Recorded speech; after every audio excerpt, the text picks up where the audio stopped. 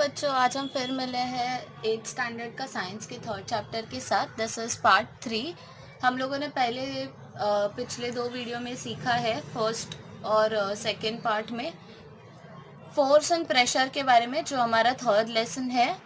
तो उसमें हम लोगों ने क्या क्या सीखा, contact and non contact forces, और हम लोगों ने ये भी देखा कि balance force and unbalance force क्या होता है। फिर हम लोगों ने सेकेंड पार्ट में सीखा व्हाट इज इनर्शिया, उसके लिए एक्टिविटीज़ हम लोगों ने देखी। फिर हम लोगों ने प्रेशर सीखा, यूनिट्स ऑफ प्रेशर सीखा, और लिक्विड गैसेस में प्रेशर्स कैसे कैसे होते हैं वो सीखा, एटमॉस्फेरिक प्रेशर सीखा। और आज हम सीखने वाले हैं बियॉन्ड फोर्स। तो अगर आप लोगों ने पिछली वाली वीडियोस नहीं देखी है, इसके पिछले के कॉन्सेप्ट्स अगर आपको नहीं समझे हैं, तो आप एक बार वापस वो वीडियो देख लीजिएगा, क्योंकि अगर आपको वो समझ में आएगा तभी ही आगे का सारा कॉन्सेप्ट समझ में आएगा। तो आप इस चैप्टर का पार्ट 1 एंड पार्ट 2 ज़रूर देखना, बहुत आसानी से हम लोगों ने उसमें सीखे हैं सारे कॉन्सेप्ट्स। ठीक है, अभी हम चलेंगे पार्ट 3 की तरफ, जो है हमारा बायोंड फोर्स, और आज हम लोग इसमें कवर करेंगे आर्किमिडीज प्रिंसिपल भी। ठीक है, तो देखते हैं, ये होगा हमारा वीडियो का ये चैप्टर का लास्ट पार्ट। ओके, तो अभी बढ़ते हैं बायोंड फोर्स की तरफ। क्या कहा है देखिए, take a plastic bottle and fix a lid lightly. तो हम लोग को एक प्लास्टिक बॉटल लेना है एक्टिविटी के लिए, और उसका लिड जो है, मतलब ढक्कन जो है, वो टाइटली फिक्स करना है। Now place it in the water and see. हम लोग को उसमें पानी के अंदर रखना है, और क्या करना है देखना है, it will float on the water. तो खाली बोतल है जो प्लास्टिक का, वो क्या करेगा, पानी के ऊपर फ्लोट करेगा, मतलब तैरेगा। Try and push it into the water, even when pushed it continues to float. तो आप क्या करना है, उसको अंदर धक्का देने का कोशिश करना, तो आप उसे अंदर पुश कीजिएगा। ठीक है, तो अगर आप पुश करोगे तभी भी क्या होगा, वो फ्लोट ही होगा ऊपर आके।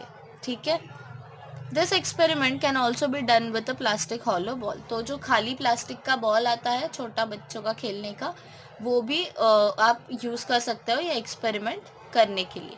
तो आप खाली बॉल को पानी में डाल देना, लेकिन वो बॉल पूरा सील्ड होना चाहिए, उसमें कहीं भी छेद नहीं होना चाहिए जिससे पानी अंदर जाए। और वो बॉल कैसा होना चाहिए, हॉलो होना चाहिए, मतलब खाली होना चाहिए, सिर्फ उसमें प्लास्टिक का एक ही लेयर होना चाहिए वैसा। तो बॉल को आप अंदर पुश कीजिएगा और देखिएगा क्या होता है, वो बॉल क्या होगा, फिर से ऊपर आ जाएगा तैर के। तो आगे देखते हैं। Now fill the bottle with water to the fullest capacity and close the lid. तो अभी हम लोग को क्या करना है, वो बॉटल को भर देना है पूरा, और उसका ढक्कन बंद करना है, and release in the water. फिर हम लोग को उससे क्या करना है, उसे पानी में डाल देना है। The bottle will float inside the water. तो अभी क्या हो रहा था, पहले पानी के ऊपर तैर रहा था, अभी क्या हो रहा है, पानी के अंदर तैर रहा है। तो पूरा वो ज़मीन पे जाके नहीं बैठता, वो सरफेस पे नहीं बैठेगा, लेकिन क्या होगा, पानी में बीचों बीच कहीं तो फ्लोट करता रहेगा। ठीक है, वाई डज दिस हैपन, तो ऐसा क्यों होता है वो हम लोग सीखेंगे। The empty plastic bottle floats on the surface of water. तो खाली प्लास्टिक का बॉटल जो है वो सर्फेस ऑफ वाटर पे ऊपर फ्लोट करेगा पानी के। On the contrary the bottle full of water floats inside the water but does not go to the bottom. तो क्या होगा, जो भरा हुआ बॉटल है वो पानी के अंदर फ्लोट होगा, लेकिन क्या नहीं होगा, बॉटम सरफेस को वो टच नहीं करेगा, वो बॉटम सरफेस पे नहीं बैठेगा जाके। The weight of the empty bottle is negligible as compared with the weight of the water inside. तो एम्प्टी बॉटल का जो वेट है वो क्या है, नेग्लिजिबल है, मतलब उसका कोई वेट ही नहीं है। ठीक है, किससे कंपैरिजन में, जिसमें पानी भरा हुआ बॉटल से एम्प्टी बॉटल का वेट क्या है, नेग्लिजिबल है, मतलब काफ़ी ही कम है, ना के बराबर है। ठीक है, such a bottle with water neither floats on the surface nor does it go to the bottom. इसके लिए क्या होता है, जो पूरा भरा हुआ बॉटल जो है वो क्या होगा, ना ही ऊपर जाएगा ना ही नीचे जा रहा है, तो ना ऊपर आएगा सरफेस के पानी के, या फिर ना बॉटम सरफेस पे जाएगा। This means the force due to gravity acting downwards must have been balanced by an opposing force in the upward direction on the bottle filled with water। तो क्या हुआ यहाँ पे देखिए, तो इसका मतलब क्या हो रहा है कि ग्रेविटी जो है वो उसको क्या कर रहा है, डाउनवर्ड्स खींच रहा है। तो ये जो भरा हुआ है बॉटल, उसको क्या हो रहा है, ग्रेविटी नीचे खींच रहा है। बट क्या हो रहा है साथ में ही, ये फोर्स जो है ग्रेविटी का वो बैलेंस हो रहा है। क्या, किससे बैलेंस हो रहा है, opposing force in the upward direction. तो जो अपोजिंग फोर्स है जो उसको ऊपर की तरफ ढकेल रहा है, उससे वो बैलेंस होता है। इसके लिए वो क्या रह गया, बीच में ही कहीं रह गया। This force must have originated from the water surrounding the bottle. तो ये फोर्स कहाँ से आया, तो जो पानी जो है बॉटल के जो आसपास का जो पानी है उसके अंदर के फोर्स की वजह से वो आया। ठीक है। The upward force acting on the object in the water और अदर फ्लूइड और gas is called buoyant force. तो जो ऊपर की तरफ जो ढकेलने वाला जो फोर्स रहता है उसे क्या कहेंगे हम लोग, जो भी कोई फ्लूइड या गैस में आपको मिलेगा उसे क्या कहेंगे हम, बायंट फोर्स। ठीक है, ये भूलना मत, ये एग्जाम में आपको ज़रूर आएगा, फिल इन द ब्लैंक्स या फिर वन सेंटेंस के लिए। ठीक है, तो आपने कभी देखा होगा प्लास्टिक की जो बकेट होती है उसमें आप एक काम कीजिए, एक ग्लास उल्टा रख के पुश करने का ट्राई कीजिए, तो आपको पता चलेगा कि वो क्या हो रहा है, पानी उसे ऊपर ढकेलता है। तो ये सब क्यों होता है, बायंट फोर्स की वजह से। देखिए, use your brain power while pulling a bucket from a well. The bucket full of water immersed fully in the water appears to weigh less than when it has been pulled out of water.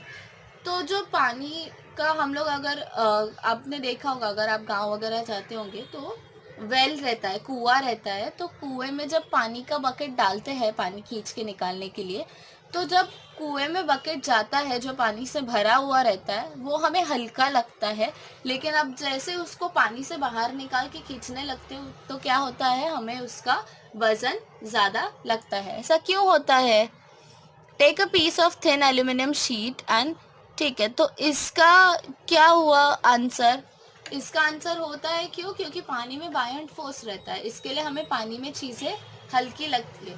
तो ये भी देखिए, swimming करते time पे जो पानी का force जो रहता है बायंट फोर्स की वजह से चीज़ें हल्की लगती है। तो अगर कोई छोटा भी बच्चा है तो बड़े आदमी को स्विमिंग पूल में आराम से उठा सकता है, क्योंकि पानी का फोर्स वैसा रहता है। पानी में जाते ही क्या हो जाती है, बॉडी हल्की हो जाती है, जो भी ऑब्जेक्ट है वो हल्का लगता है।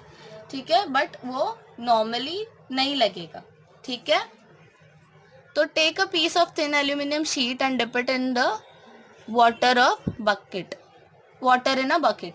तो क्या कहा है आपको, एल्यूमिनियम शीट लेने को कहा है पतली, और उसे क्या करना है, बकेट के वाटर में डालना है, उसको डिप करना है। What do you observe now, shape the same piece of aluminium into a small boat and place it on the surface of water. तो आप अगर वो शीट ऐसे ही डाल दोगे पतली वाली तो क्या हो जाएगा, वो जाके अंदर सिंक हो जाएगा। लेकिन अगर आप उसको एक बोट के शेप में शेप करोगे और उसे क्या करोगे, वाटर के ऊपर रखोगे, सरफेस के ऊपर, इफ फ्लोट्स इजंट इट, तो क्या होगा, फ्लोट होगा, नहीं क्या, वो फ्लोट होगा। क्यों, क्योंकि क्या हो गया, हम लोगों ने सरफेस को बैलेंस किया है। देखिए, an iron nail sinks in the water, but why does the massive steel ship float on it? तो एक जो आयरन नेल है, अगर आप कीला डालोगे लोखंड का तो क्या होगा, वो सिंक हो जाएगा पानी में, मतलब डूब जाएगा। लेकिन इतना बड़ा बड़ा जो शिप्स बनता है जो स्टील और आयरन से बनता है वो क्यों नहीं डूबता, फिर वो क्यों फ्लोट होता है पानी पे। When an object is dipped in a liquid, a buoyant force acts on it and hence it appears that the weight of the object is reduced. तो जब भी कोई भी ऑब्जेक्ट जो होता है वो पानी में अगर डिप किया तो क्या होगा, पानी का बायंट फोर्स उस पर एक्ट करेगा और हमें क्या लगती है, वो चीज़ फिर हल्की लगती है। ठीक है, it becomes easier to swim in sea water than in fresh water. This is because the density of sea water is higher than the density of fresh water due to the salts dissolved in the sea water. तो क्या होता है, हमें सी water में swimming करने के लिए आसानी होती है compare to fresh water. Fresh water मतलब मीठा पानी। तो खारे पानी में आप स्विमिंग कर सकते हो। फ्रेश वाटर यानी जो मीठा पानी हमें नदी और तालाब से मिलता है वहाँ से। तो वो क्यों आसान रहता है? क्योंकि सी वाटर का डेंसिटी क्या होता है? ज़्यादा होता है। इसके लिए हमें समंदर में तैरना आसान लगता है। ठीक है, क्यों? क्योंकि उसमें सॉल्ट्स डिजॉल्व होती है। सॉल्ट्स मतलब क्षार, नमक डिजॉल्व होता है। ठीक है, तो उससे उसकी डेंसिटी बढ़ जाती है। In this book you have seen that lemon sinks in the glass filled with water, but it floats when we stir 2 spoons of salt in the water. तो आप देखिए, एक ग्लास में एक लेमन डालिए और मतलब पानी से भरे हुए ग्लास में लेमन डालिए तो क्या हो जाएगा? सिंक हो जाएगा लेमन। लेकिन अगर आप उसमें 2 चम्मच नमक डाल दोगे और फिर लेमन डालोगे तो क्या हो जाएगा? पानी के ऊपर फ्लोट होगा। ठीक है। इन salty water the buoyant force exceeds the gravitational force. तो सॉल्टी वाटर में क्या होता है? खारे पानी में क्या होता है? बायोंट force exceeds the gravitational force. तो जो बायोंट फोर्स होता है वो ग्रेविटेशनल फोर्स से ज़्यादा होता है खारे पानी में। What is understood from this example? इससे हमें क्या पता चलता है? बायोंट फोर्स डिपेंड्स ऑन 2 फैक्टर्स। तो बायोंट फोर्स किसके डिपेंड करता है? 2 चीज़ों पे, volume of the object and density of liquid. तो the buoyant force is more if the volume of the dipping object is more. तो अगर उसका वॉल्यूम मतलब उसका जो आकार है या उसका जो क्या कहते हैं उसे, उसका जो आकार है अगर चीज़ का वो ज़्यादा बड़ा रहेगा तो क्या रहेगा? उसको बायोंट फोर्स ज़्यादा लगेगा। जैसे हम लोगों ने कहा कि एक जो अगर लोखंड का कीला रहता है, आयरन नेल, वो सिंक हो जाएगा, लेकिन लोखंड का शिप क्यों नहीं सिंक होगा? क्योंकि उसका वॉल्यूम ज़्यादा है। ठीक है, उसकी क्षमता ज़्यादा है। Density of liquid, more the density of liquid more is the force of buoyancy. तो जितना डेंस होगा लिक्विड उतना क्या होगा? ज़्यादा बायोंट फोर्स होगा।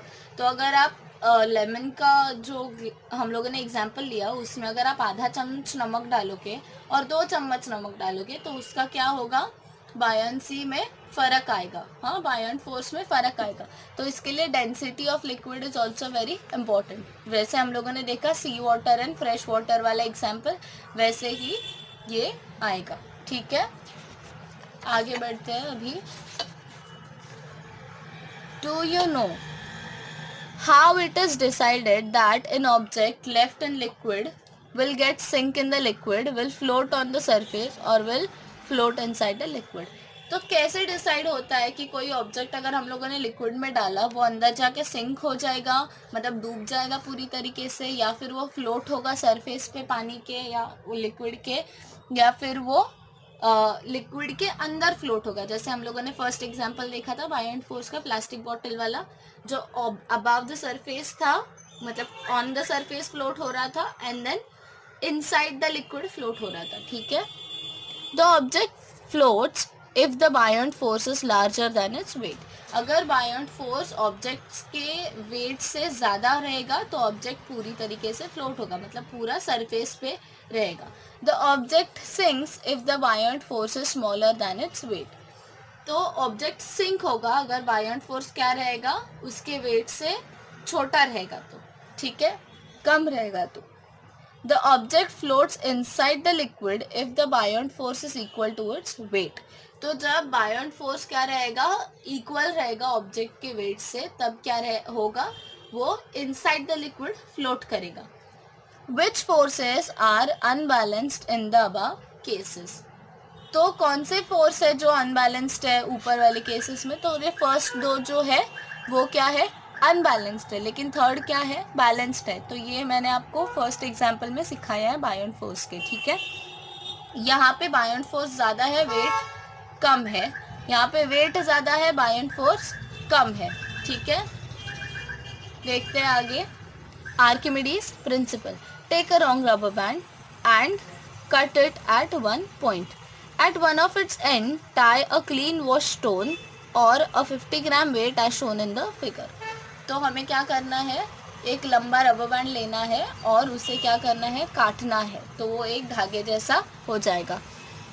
तो एक उसके एंड पे हमें क्या करना है, एक उसके किनारे पे हमें एक स्टोन टाई करना है जो क्लीन होगा, धोया हुआ अच्छे से स्टोन टाई करना है, या फिर 50 ग्राम का जो वेट आता है वो भी हम लोग उसमें टाई कर सकते हैं। Now hold the other end of the rubber band and mark, make a mark there. उसका अदर एंड पे हम लोग क्या करेंगे, होल्ड करेंगे और उधर हम लोग मार्क बनाएंगे। Keep the stone hanging in air and measure the length of rubber band from the stone to the mark made earlier. तो हमें क्या करना है, जो आपने मार्क बनाया है किधर भी रबर बैंड के, वो मार्क से लेके स्टोन तक का हमें लेंथ काउंट करना है, जब वो एयर में ऐसे हैंग करेगा तभी। Now take water in the pot and hold the rubber band at such a height that the stone sinks in it.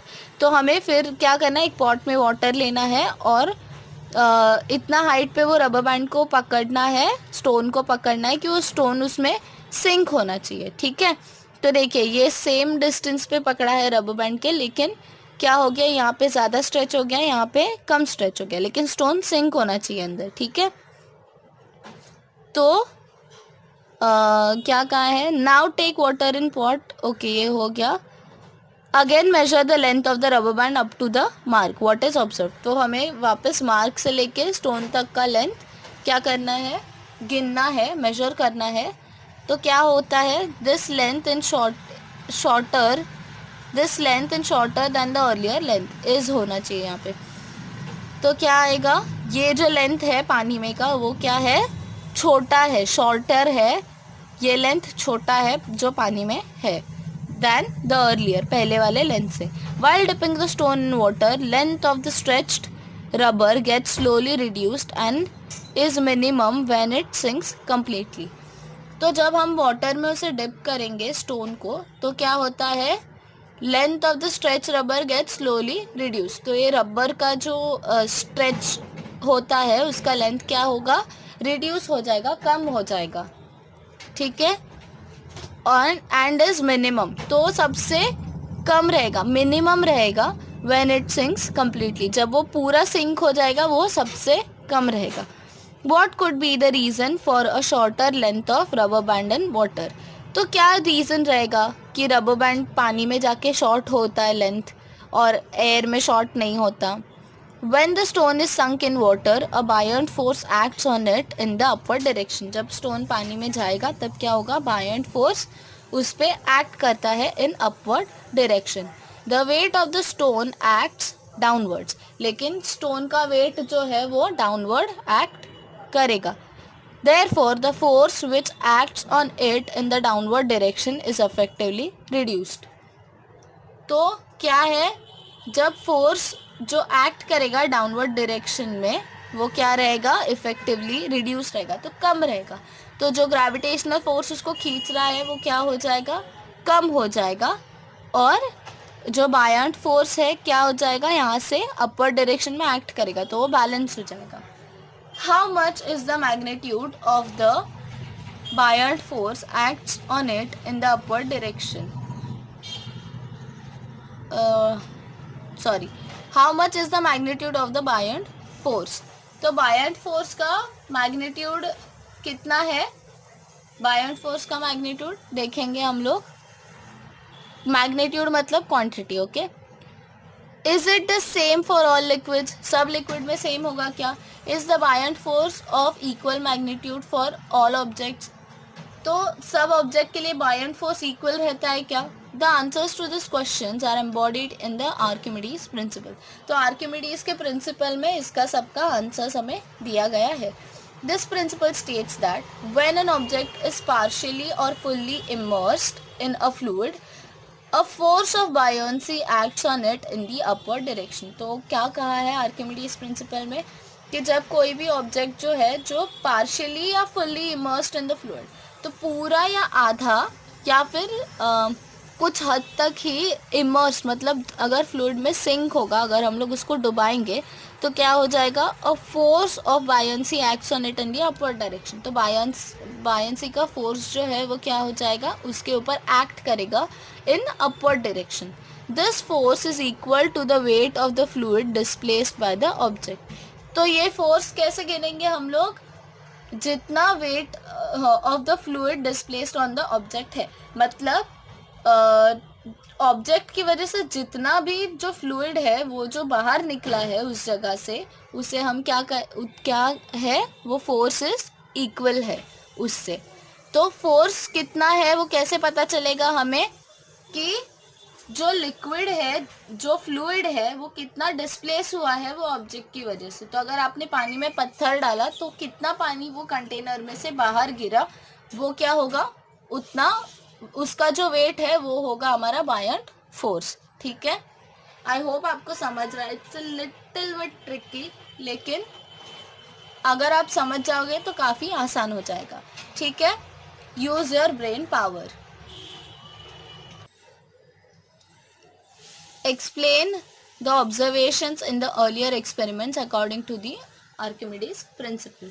तो हम लोगों ने जो पहले एक्सपेरिमेंट्स किए सारे ये बायोंट फोर्स वाले, तो हमें क्या करना है, उसे देखना है और उसको ऑब्जर्व करना है आर्किमिडीज प्रिंसिपल के अकॉर्डिंगली। ठीक है, तो अभी देखते हैं इंट्रोडक्शन टू द साइंटिस्ट। तो आर्किमिडीज कौन था ये हम देखेंगे। Archimedes was a Greek scientist and a mathematician with sharp intelligence. वो ग्रीक थे साइंटिस्ट और वो मैथमेटिशियन भी थे, और वो कैसे थे, बहुत ही इंटेलिजेंट थे। He found out the value of pi by numerical calculations. उन्होंने जो पाई है, जो हम लोग मैथ्स में यूज़ करते हैं और साइंस में भी इनफैक्ट कैलकुलेशंस के लिए जो यूज़ करते हैं, उन्होंने क्या किया, उसका वैल्यू फाइंड आउट किया। तो पाई का वैल्यू क्या है आपको अभी तक तो पता होना ही चाहिए, 22/7 या 3.14। ठीक है, His knowledge of levers, pulleys, wheels and physics was useful to the Greek army in the fighting against the Roman army। तो उन्होंने क्या किया, जो लेवर्स मतलब जो तरफ रहता है, जैसे लाइक बैलेंसिंग द वेट, उसे कहते हैं लेवर। तो एक स्ट्रेट कोई चीज़ जिससे हम लोग उठा सकते हैं या बैलेंस कर सकते हैं, लाइक अ सीसॉ। हाँ, तो वो लेवर्स। पुलीज मतलब वो जो व्हील टाइप होता है, जिससे हम लोग जो कुएं के व्हील में होता है, कुएं का पुली जो होता है जिसमें रस्सी डाल के हम लोग खींचते हैं पानी, वो। एंड व्हील्स तो सबको पता है, tyres, wheels.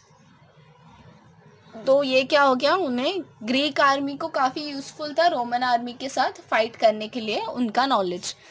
He become famous due to his work in geometry and mechanics. तो उन्होंने ज्योमेट्री और मैकेनिक्स का जो भी कंट्रीब्यूशन दिया है उसकी वजह से वो फेमस हो गए। When he entered bathtub for taking bath, he discovered the above principal by observing the overflowing water.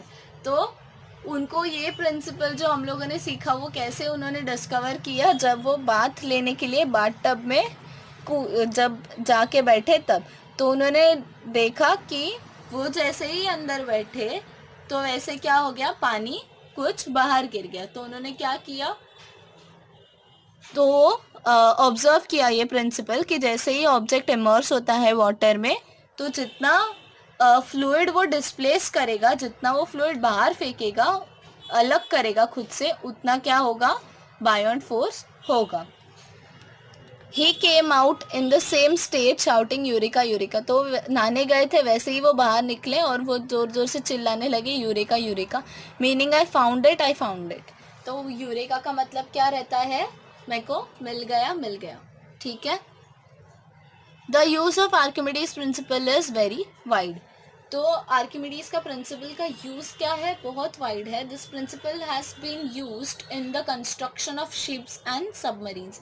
तो ये प्रिंसिपल कैसे यूज किया, शिप एंड सबमरीन को बनाने के लिए ये प्रिंसिपल यूज हुआ। सोचिए अगर ये प्रिंसिपल हम लोग को पता ही नहीं चलता कभी, तो हम लोग वाटरवे से कभी ट्रैवल कर ही नहीं पाते, राइट। मतलब ज़्यादातर नहीं कर पाते, जो इतना बड़ा पैमाने पे होता है शिप एंड सबमरीन्स में, वैसे नहीं हो पाता। The instrument such as lactometer, hygrometer are based on this principle. तो लैक्टोमीटर और हाइग्रोमीटर जो है, ये इंस्ट्रूमेंट्स यही प्रिंसिपल के ऊपर बेस्ड है। ठीक है, देखते हैं अभी आगे। Density of substance and relative density. तो डेंसिटी ऑफ सब्सटेंस क्या होता है और रिलेटिव डेंसिटी क्या होता है वो हम देखेंगे। Density is equal to mass upon volume. तो डेंसिटी आप कैसे काउंट करोगे, जितना मास है अपॉन जितना वॉल्यूम है उससे हम लोग काउंट करेंगे। The SI unit of density is KG per metre cube. ये याद रखना, ये आपको आएगा फिल इन द ब्लैंक्स में 100%। ठीक है, तो SI unit of density is what, KG per metre cube. The property density is very useful in deciding the purity of the substance. तो अगर कोई सब्सटेंस का प्योरिटी हम लोग को डिसाइड करना है तो उसका डेंसिटी जो है प्रॉपर्टी वो क्या होता है, बहुत इंपॉर्टेंट होता है। The relative density of a substance is expressed with reference to the density of water.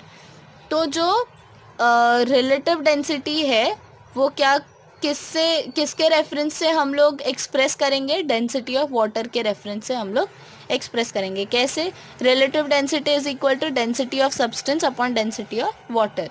ठीक है, डेंसिटी आप वो चीज़ का ही निकाल रहे हो, उसका ही मास और उसका ही वॉल्यूम काउंट करके निकाल रहे हो। ठीक है, mass is how many space the object occupies and volume is how much of a thing can be filled inside का, how much of a particular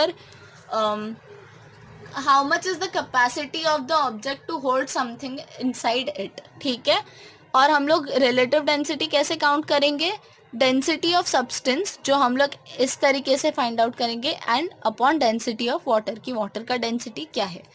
this being the ratio of two equal physical quantities it has no unit. तो ये जो है अभी यहाँ पे हम लोगों ने डेंसिटी का देखा किलोग्राम पर मीटर क्यूब, लेकिन यहाँ पे क्या होगा, क्योंकि दो इक्वल फिजिकल क्वांटिटीज है उसका यूनिट नहीं है। ठीक है, relative density of a substance is called a specific gravity. तो रिलेटिव डेंसिटी ऑफ सब्सटेंस जो है उसे क्या कहेंगे हम लोग, स्पेसिफिक ग्रेविटी। ये भी फिल इन द ब्लैंक्स में आएगा, बिल्कुल मत भूलना। और ये भी आपको आ सकता है क्वेश्चन में कि रिलेटिव डेंसिटी का यूनिट क्या है, but it has no unit. ठीक है, why, because it has two physical equal physical quantities का रेशियो। ठीक है, देखते हैं आगे एग्जाम्पल्स में, कुछ सॉल्व एग्जाम्पल्स हमें दी गई है यहाँ पे।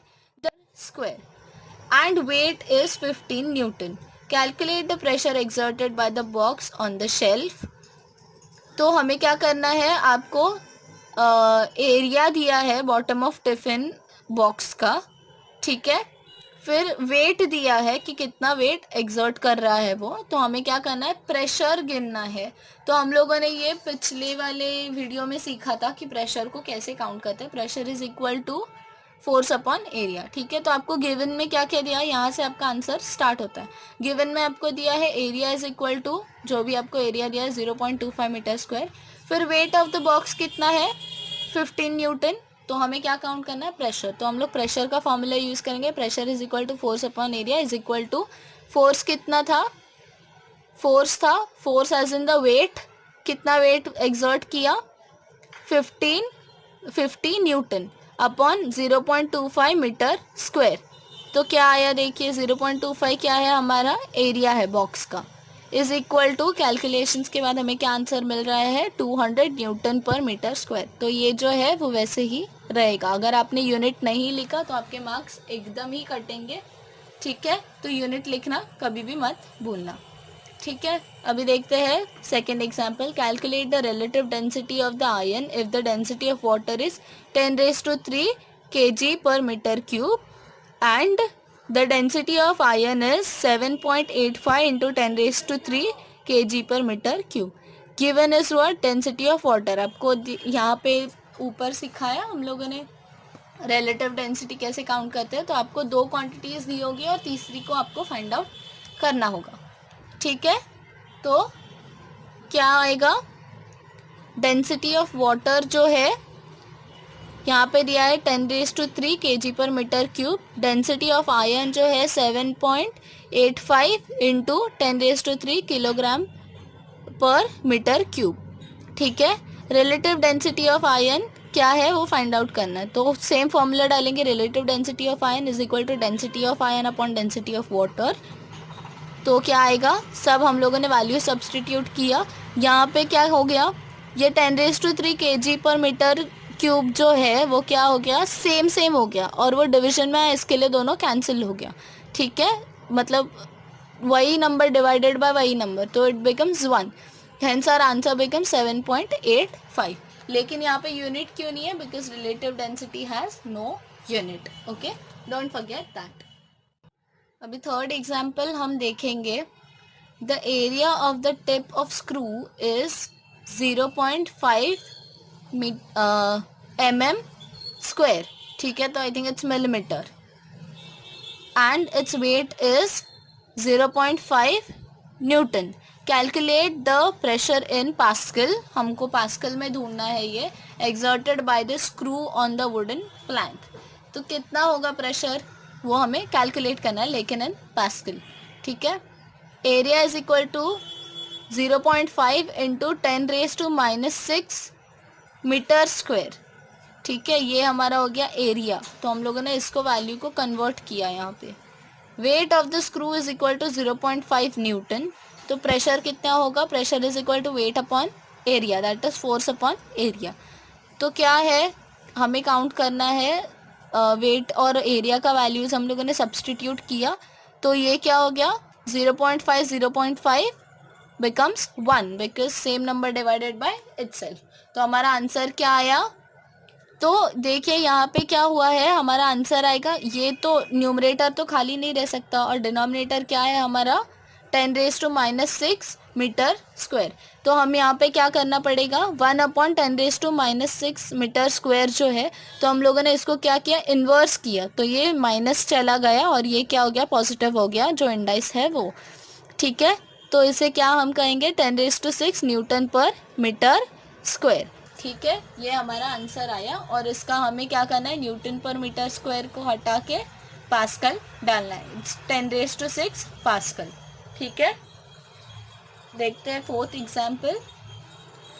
मास of a block of metal is 10 kg and its dimensions are length 50 centimetre.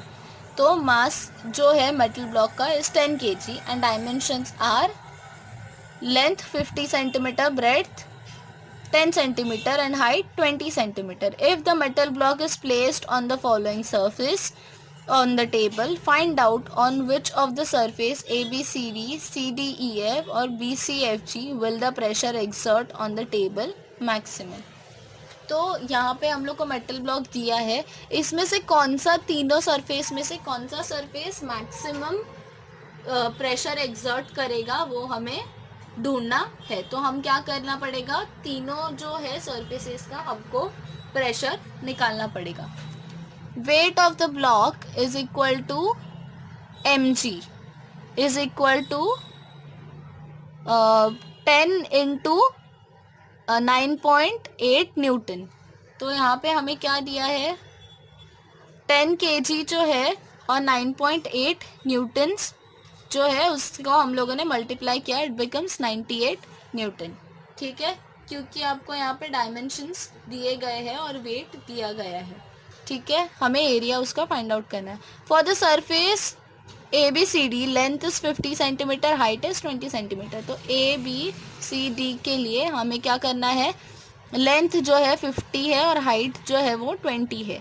Area becomes 50 into 20, क्योंकि ये रेक्टेंगल है तो हम लोग रेक्टेंगल का एरिया का फॉर्मूला डालेंगे और पहले एरिया निकालेंगे. तो that becomes 1000 centimetre square. That is, तो हमें क्या करना है फिर? उसको 1000 सेंटीमीटर स्क्वायर जो है उसे हमें मीटर स्क्वायर में कन्वर्ट करना है. तो इट बिकम्स 0.1 मीटर स्क्वायर. ठीक है, तो अब क्या करेंगे हम लोग? प्रेशर का फॉर्मूला में सारा हमारा वैल्यूज डालेंगे. वेट अपॉन एरिया, वेट क्या आया? 98 न्यूटन एंड 0.1 जो है वो एरिया आया, तो इट बिकम्स 980 पास्कल. ठीक है, for the surface CDEF length is 50 centimetre, breadth is 10 centimetre. Same चीज़ करेंगे, एरिया फाइंड आउट करेंगे और मीटर में कन्वर्ट करेंगे. तो एरिया आया 500 सेंटीमीटर स्क्वायर और मीटर में क्या आया? 0.05 मीटर स्क्वायर. फिर सब्सटीट्यूट करेंगे प्रेशर के इसमें फॉर्मूला में. Weight upon area 9800 upon 5. ठीक है, तो वापस क्या आया यहाँ पे? 1960 पास्कल आया. For the surface of BCFG height क्या आएगा? 20 सेंटीमीटर एंड 10 सेंटीमीटर आएगा ब्रेड्थ. तो एरिया काउंट करेंगे वापस 20 into 10 200 centimeter square 0.02 meter square. Substitute करेंगे प्रेशर के फॉर्मूला में weight upon area 98 newton upon 0.02 meter square. That becomes 4900 pascal.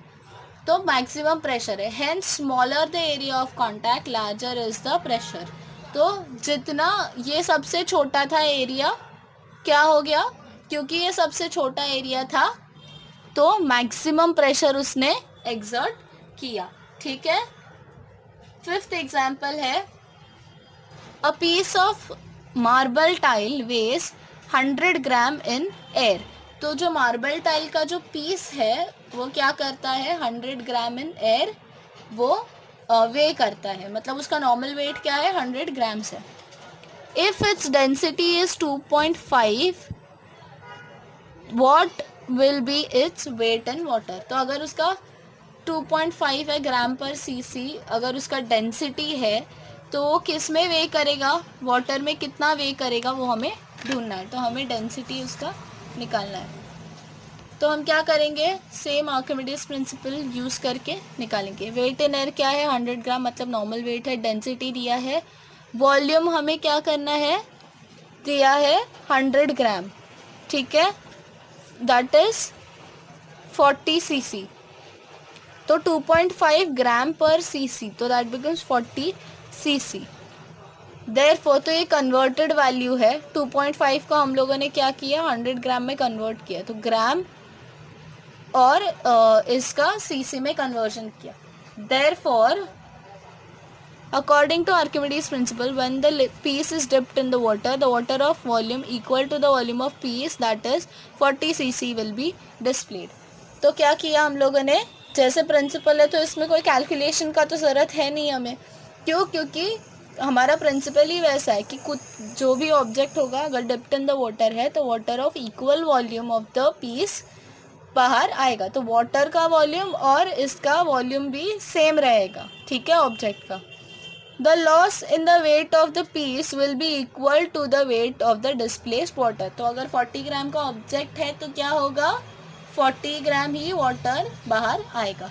तो वेट इन द वाटर क्या होगा, 40 हम लोगों ने हटा दिया, 100 में से 40 हटा दिया. क्योंकि 40 ग्राम वाटर बाहर आया तो वाटर में उसका वेट क्या है, सिर्फ 40 है. ठीक है. और एयर में क्या है, 100 है. ठीक है. तो वाटर बाहर आया 40 ग्राम. तो हम लोगों ने क्या किया, उसका वाटर में वेट कितना आया, 60 ग्राम. देखिए एयर में कितना वेट है, 100 ग्राम.